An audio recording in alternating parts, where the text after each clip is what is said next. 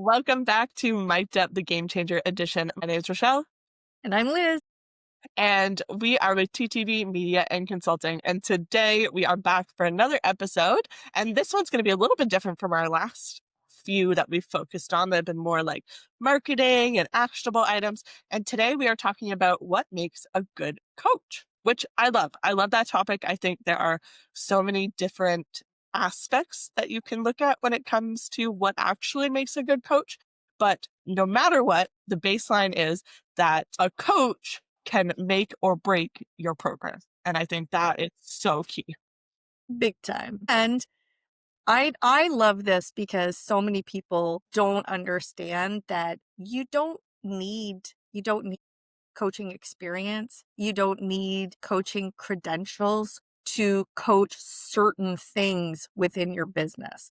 Yes, we want the credentialing and the experience and everything once you get up to those higher levels, but there are so many coaching opportunities for just those lovely people that you know are going to do a great job. So I'm super excited for this topic. So we've had some of the best experience with people who have no coaching experience. Yeah. Because I also think that they do bring in some really great experience from other areas. And like you said, if you are a high level program and you are hiring for your high level programs, then that requires a very different skill set.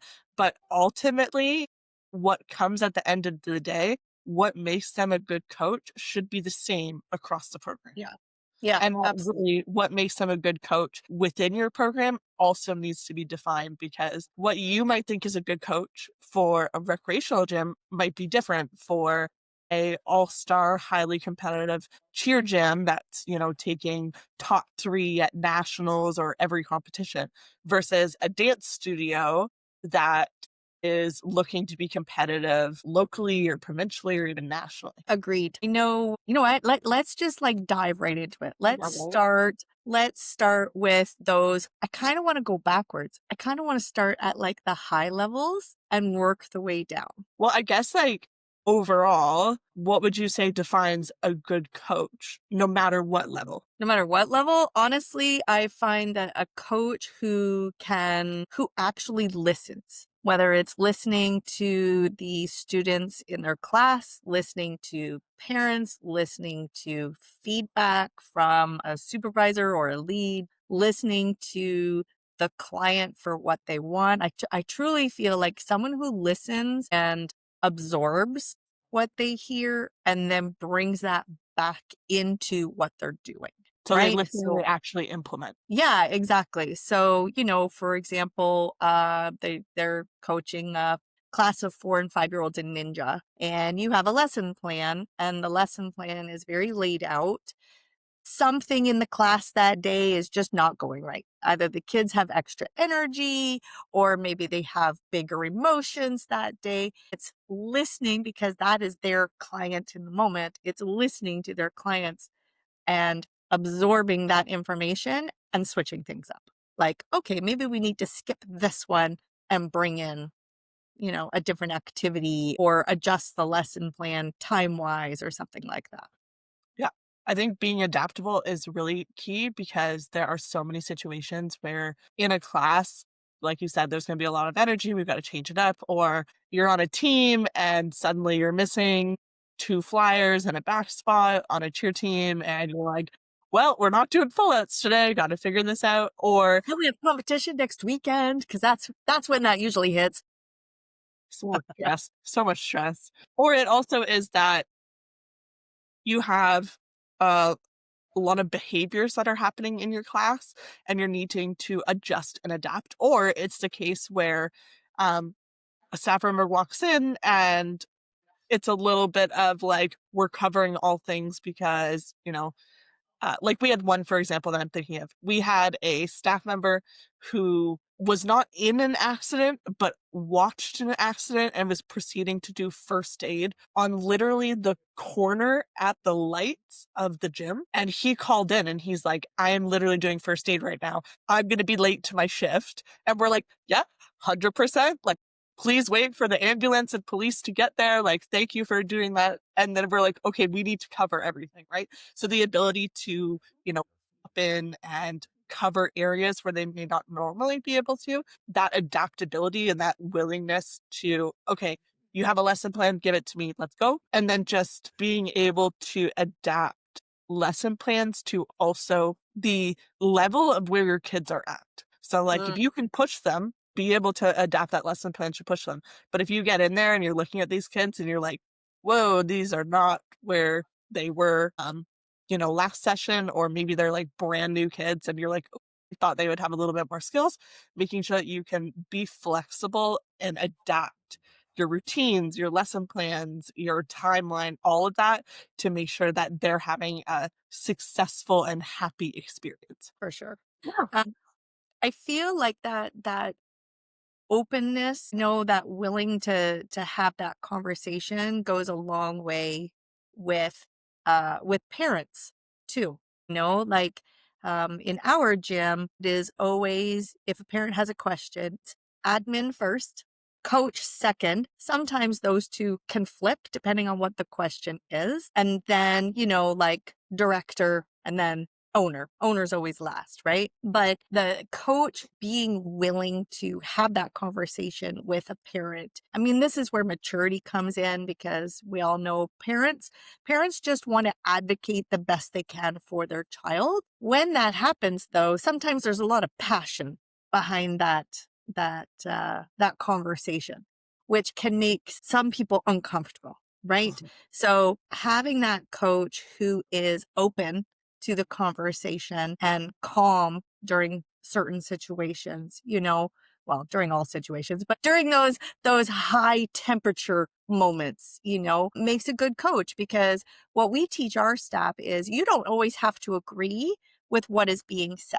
And actually, if you're agreeing with what's being said during that volatile conversation, then that's a conversation we need to have with the coach, because there's something else going on there. But having that person who can stay calm and still listen to what is being said and repeat back, okay, so this is what I hear you saying.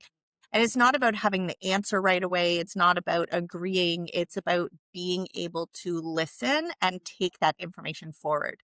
So whether it's just you agree to disagree, or you need to bring it up a level to talk to somebody, the coach maybe needs to talk to their supervisor, say, how do I handle this, or something like that, right? Or engage in another meeting where it's coach, parent, supervisor, something like that. But instead of, it never goes well when the coach is like, maybe you should just talk to so and so, instead of trying to solve the issue themselves. So Which we I think also, people need to, like, remember when you think about, like, have you ever gone somewhere and someone been's like, "Mm, that's not my problem, you should just go talk to them," and it's like, okay, now I'm, like, 3 times as mad. yeah, exactly. A lot of the times a parent just wants to be heard. Yeah. That's all that is. They're not necessarily looking for resolution right away. But a lot of the times, like I say, sometimes there's a little of extra spice in the conversation and they just need to get it out. Yeah. And being able to, like, manage that is also a skill that needs to be trained, right? There's not many people that, are 15 and can do that. So really recognizing that that may be an area that you need to train staff on. But yeah, I also think being a positive role model is really important, regardless of the sport or the level that you teach. Being a positive role model as well as a safe sport advocate, I think that is really key. You know, what gets me about that? Safe sport gets talked about everywhere all the time now. And yet in our gym, it's always been a thing, like it's all about protecting the child. I mean, in a roundabout way, you're protecting the adults in your gym too, but it's always been about protecting the child. It's always been about keeping the child safe. So like to me, it's just a given. It's Yeah, and I think too that that conversation can be further had in terms of, like, safe sport advocates can also be a protection of the child, and it also can be a protection of their long-term development. Mm. So being able to consciously decide, like, how we are training skills, how we are drilling skills, progressions, all of that, which is also a gym culture in that if you have systems for those progressions and lesson plans to help move them throughout programs, but really being aware that, like, we work with a lot of kids. And so making sure that we are giving them a physically safe environment, also a psychologically safe environment. And then when we are looking at their development as well, making sure that that is safe as well. But I also don't think that as a coach, to be a good coach as a whole, that you need to have experience or that you need to have competed at high levels in order to be a good coach, which I think is important to also. You know, what's funny? I will say that, so I came into the cheer world. A lot of people don't know this. I came into the cheer world with zero cheer experience. I opened a cheer gym with a partner. My partner had the cheer experience from the coaching side of it. She had also never been an athlete, and I came into the business from the business side of it. And I knew how to run a business, didn't know how to be an athlete. So I learned how to coach coming Mhm. into the business. I took when I did the parent team. So when I became an athlete at the age of, well, I was in my 40s, the first time I ever did cheer, doing that made me a better coach. I Yeah. have to admit, it's not that you have to be an athlete, but there were some things that I could coach. I know what I'm looking for as a coach. I know what needs to happen as a coach. And yet when I did it, I was like, now it just gave me that one more tool in my toolbox to explain something a different way. You know, some of our the best coaches in our gym for our higher level teams are athletes that have done that level, right? Because they just have that a little bit more insight. But like you said, like it's not like you have to, but it's funny how it works that when you're an athlete, you've got that little bit extra, like one of our coaches was a flyer. And so I know what to look for as a flyer. I know what body parts to talk about with the flyer, move this, move that, squeeze here. But she was a flyer and she's just got this extra like, hey, you need to do this. And it just Mhm. works. She knows the mechanics of it. Which I think is like as you get into higher levels, that is a benefit, right? And Yeah. becoming a good coach at higher levels, that's an area where you may want to pull on that experience, right? Especially as you look at progressing athletes through the different levels or different tiers of your sport, having that is really helpful. But to be a good coach, you need to be able to have strong fundamentals because those fundamentals will pull you throughout. And so I think it's really important that for, a 15-year-old that comes in and it's their first job and it's coaching, you don't need to know, for example, in cheerleading, you don't need to know how to do a level 3 full up or a level 4, high to low, low to high, all of those like technical skills. You need to be able to know, how do I teach a front roll? How do I teach a back roll safely? How do I make a class engaging so that the kids want to come back? The parents feel like, yeah, my kid is learning and progressing, because ultimately that's what's going to make you a good coach, right? Having those strong fundamentals, which is also a really important thing for if you are hiring new people that are not in your sport, to make sure that as a gym, you are training those fundamentals and you are But teaching and sending them to conferences and all of that to be able to give them that knowledge so that they can be successful in that role. let's roll that back just a little bit. When we're talking about hiring people, the first thing you need to determine is what is your business culture, Mhm. right? You need to decide, you need to have that firmly in place. What is your business's culture? And then hire to your culture, because you can teach people how to teach, but you cannot teach someone to be kind, to be flexible, to be, you can help manage them, but ultimately, like I said, like some of our most positive experiences have come from coaches that has zero coaching experience.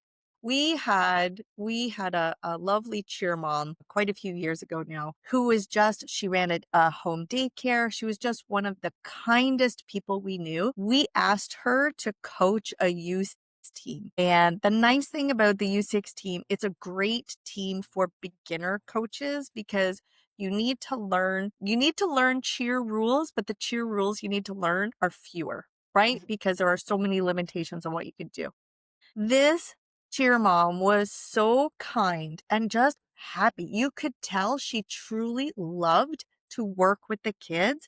These kids came in, they listened. Like, how many U6 teams? A lot of the times you got to bring in a couple of people. Our very first U6 team, there were 4 kids and we had 2 coaches, like for 4 children. This cheer mom had 8, I believe, one year. She coached for us for a couple of years. She had 8 kids one year, and like the kids listened, they had fun, the parents were happy.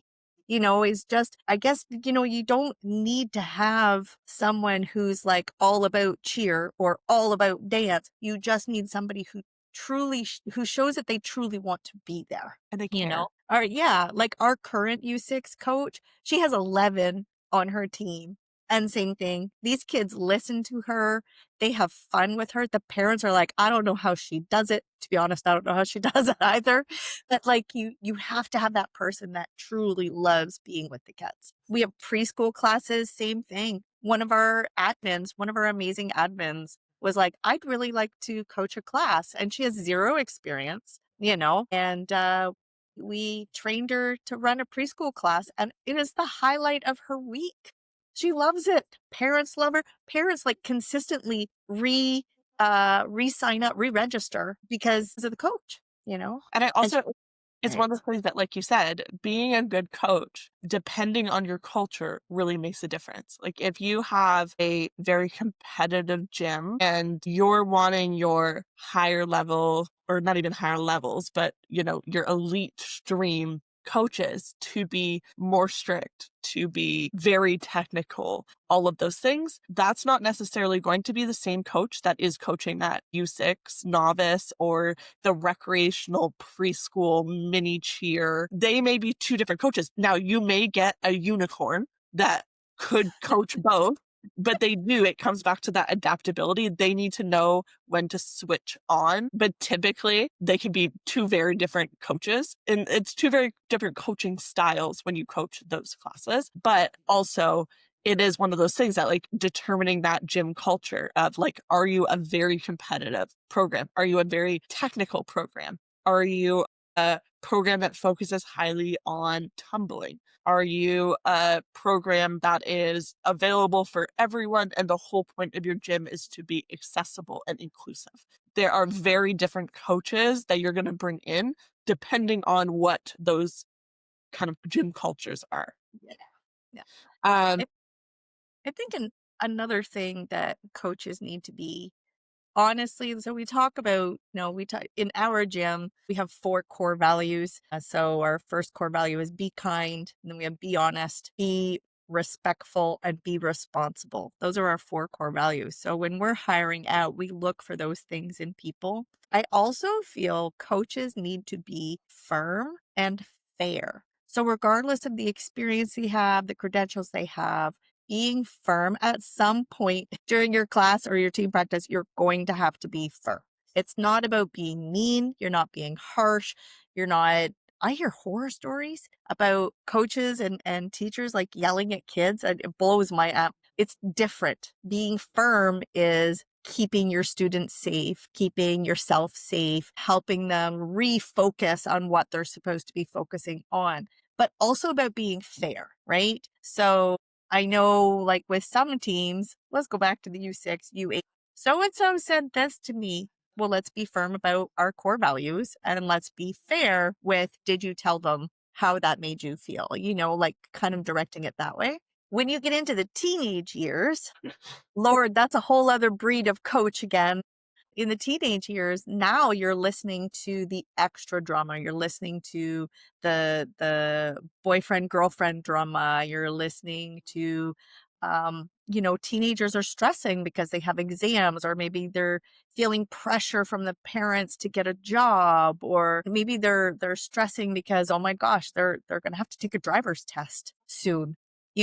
So all these little things. So having that flexibility, the listening, being firm, being fair, once you start to move up in the age groups as well, I think makes a huge difference in a coach. I also think as you get older too, it does help put things into perspective, I think. Like you can really start to see age differences if we talk about, oh, there's developmental differences. And for a 15-year-old that comes in, normally it's a little bit harder for them to see those differences. And I think that as you progress in your coaching journey and you see how different athletes respond and you see how different athletes progress and develop, that also changes how you coach things, right? Because when you can start to pull from like, oh, like for example, you run a daycare and that is your job 24/7. Like you've got strategies and skills that I would love to know because I've got 7 tinies on my rec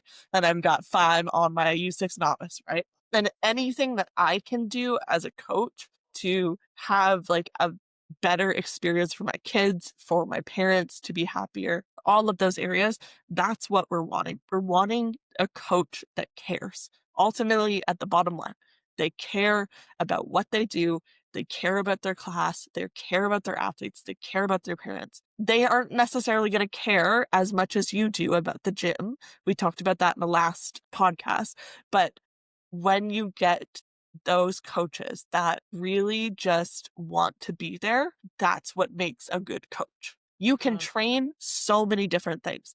And I think that is something that can definitely be improved in our sport, in the industry of youth sports as a whole, is like there are so many ways for you to improve as a coach. There are books. Like go out and read coaching and leadership books. Go to conferences and not just go to the technical ones. Go to the ones that talk about leadership. They talk about culture.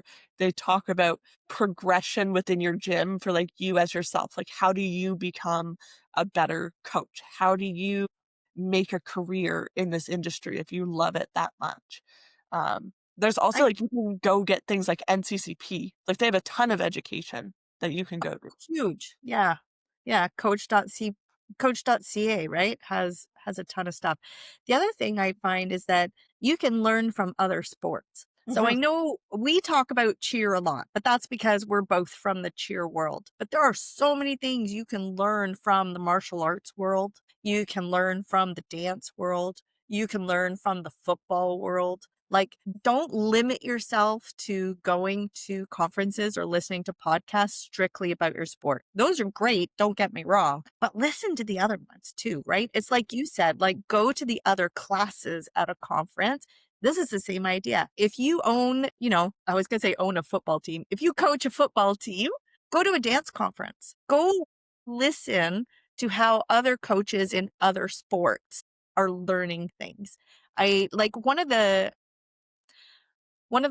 recent experiences I had, we held an NCCP course within our gym and, to help a few of our coaches get certified. But we opened up the course thinking, oh, we're going to get a whole bunch of people from the cheer world because it's a mandatory course. We were the only cheerleaders there. We talked to people from the figure skating world, boxing, baseball was just, and we learned so much from each other. Like I just wanted that. It wasn't even um, about the class because the class had its own agenda, but in the downtime, in the break time, we learned so much from each other. Like it was well worth it to have people from a different sport come in and just be able to chat. Yeah.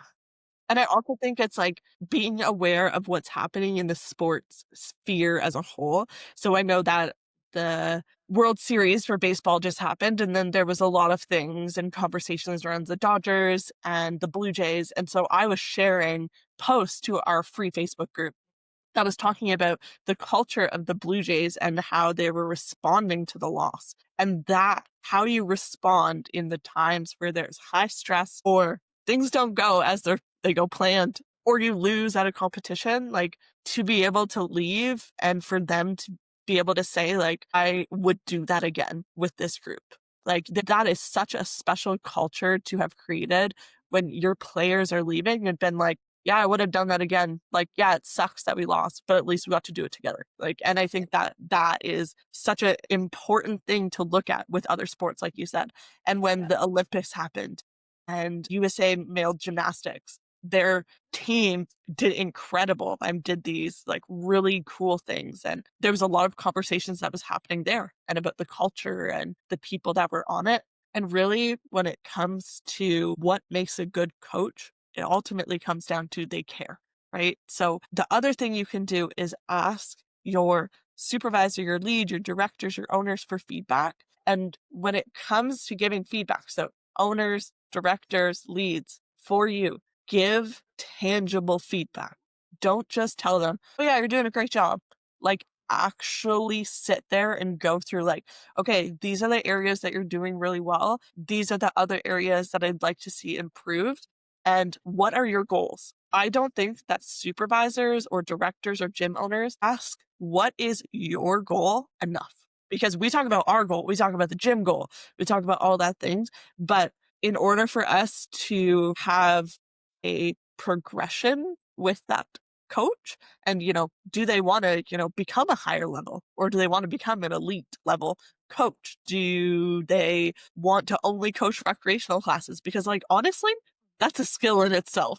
If you can coach recreational classes and convert those things and progress those kids and parents are happy, that's a skill. Also, if you're coaching those tiny novice, those are your future world's level athletes. That coach is going to determine whether or not they sign up and go into competitive next year. And It's true. so them caring and all of that. So, like, take the time, ask them what their goal is, and then set an action plan to help them work towards that goal. Like, how as a employer or an organization can you help them achieve that? Because that sets a totally different culture in your gym. Yeah. I want to talk about one more type of coach before we polish off. And that is the coach that has to work with adults. Totally different type of coach. It absolutely is. So whether maybe you have a parent team tends to be way more relaxed. The parents are there to have fun, learn something that their kids are learning. So whether that's, you own a dance studio and you have a parent team, or you have a cheer gym and you have a parent team, whatever it is, coaching that style of team is very different from coaching adults in the competitive stream. Yes. So I've coached both. I honestly can't say I prefer one over the other. I love seeing the competitive athletes hit a skill for the first time.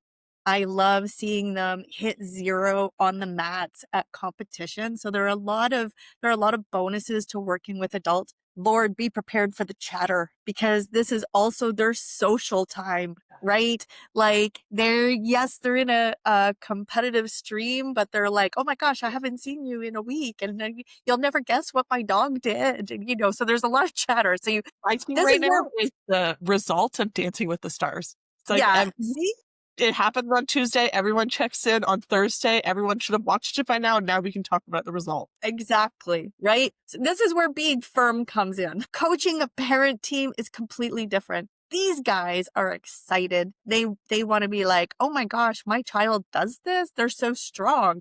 You know?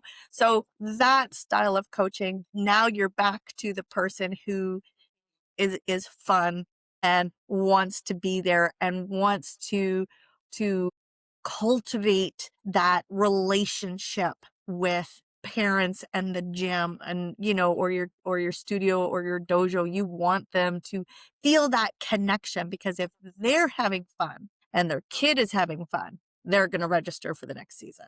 So yeah. Okay, so let's talk about kind of wrapping up and kind of like building that toolbox of what it means to be a good coach or what it means to develop good coaches. So some actionable things that we can do. So when we think about you're hosting your next coach meeting, you're hosting your next staff development, what are kind of 3 questions that we can ask our staff or staff can ask us to help become better coaches? Oh, I think the number one question I always ask staff is, what do you want to coach? It's not a guarantee, but I want to know where their passion lies. I really want to coach mini ninjas. Great. I really want to coach this same person. I really want to coach level 7 world's team and they have no cheer experience. So we can help manage their expectations, right? And get them that education that they're going to need to slowly build towards their ultimate goal. But I always start with, what do you want to coach? I think as well, another question, kind of the second question that you could ask is really, what do you need? Right. So at this point in time, what do you need to be more effective in your classes, to be a better coach on and off the mat? So is that access to a online resource? Is that, we utilize, there's an incredible parkour program called Ninja Monkey Gym, and he releases free videos on YouTube's that it's like, okay, go watch this, talk about, the skill, talk about the technique, all of that. How do you I make it love fun? Tony. He's so great. It's I so absolutely great. love Coach Tony. I've been following him for I don't know how long now. He's great. Yeah. That also could be like drills, skills, how to coach them, how to teach them. So maybe that's a whole staff development session that you can add to your coach training, or it's utilizing resources like the Cheer Forge that has videos broken down on how to do skills, how to do drills, all of that. And then finally, the third question is, what is your goal? So, what do you want to do? What is your goal at the gym? What is your goal in this role? Where do you want to go after this? In terms, like, could be after the session, after the season, or it could be like, okay, you want a career in cheerleading or dance or gymnastics, and how do we help you get that? Yeah. Yes. Yeah, it's kinda like one of those age-old questions of, "Where do you see yourself next year? Or where do you see yourself in 5 years?" Reality is, in a lot of our youth sport businesses, we utilize and help cultivate, and train the younger athletes in our business, right? So whether it's an older dance student who's looking to earn tuition fees back to her own dance, whether it's, a CIT program, a coach and training program that you may have. But a lot of the times uh, we start to bring that culture up through the athletes. And ultimately, those same students and athletes that you are working with and bringing into the coaching stream, these are amazing people. And it's a sad reality. They're going to leave you because they are destined to lead amazing lives. Mhm. So, And I think too that it's one of those things that giving them the opportunity to see that there are careers in cheerleading, and there are careers in dance, there are careers in gymnastics. It just, like, they can go get the education. Like, a physiotherapist could specialize in dance injuries, could specialize in gymnastics injuries, and being able to show them the different ways to be able to do that as yeah. well. Okay, two things to observe during your classes this week is, how are your coaches interacting? How are they interacting with your kids, with your parents, with other coworkers? And is that promoting the gym culture that you're wanting? And then also observing, we get over the sickness. So observing how they interact, and then also observing how are they coaching. So when they're teaching skills, is it following along with your lesson plans? Is it a technical side? Is that what you're wanting? And is maybe there an area for improvement? Or maybe they're really good at something and they need to train other staff on that. And last thing is, a strategies to support coach development this season. Get their feedback. Have a actual feedback mechanism, whether that's one-on-one meetings, having a Google form that goes out, having them submit ideas or things that they need to be better coaches or have a better season. That is a great way for you to get their feedback and also to help create their toolbox of being able to do that. Okay, if you love this episode, make sure to share it with a coach who you value or who cares and that you think really embodies these, or share it with a gym owner who is building their dream gym or studio and they are wanting to grow their team and just help their athletes. So make sure to share this episode. And then until next time, I'm Rochelle, I'm Liz. and we will talk to you later.